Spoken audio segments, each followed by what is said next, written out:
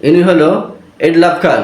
এডলাভ খান বাংলাদেশের সেরা সুন্দর পুরুষ নির্বাচিত হওয়ায় কিছু লোক খুবই চটেছে।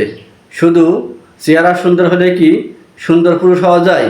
সে একজন কম্পিউটার ইঞ্জিনিয়ার, বিখ্যাত কোরিওগ্রাফি, মডেল ও ডিজাইনার। তার চেহারা, চালচলন ও কথাবার্তা সম্পূর্ণ ব্যতিক্রম।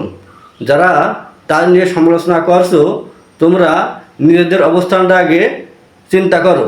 বাঙালি পরনিন্দা, পরচর্চায় খুবই পারদর্শী।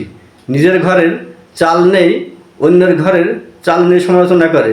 অনেকে আবার তার জেন্ডার নিয়ে প্রশ্ন তুলেছে। সে তো বিয়েও করেছে। উল্লেখ্য, সে সেরা স্টাইলিস্ট ফ্যাশন ডিরেক্টর অ্যাওয়ার্ড পেয়েছে। যারা সমালোচনা করবা তার সম্পর্কে ভালোভাবে জেনে নিবা। উল্টোপাল্টা কথা বলবা তো পিটিয়ে পাশাসটা আমরা লাল করে দেব।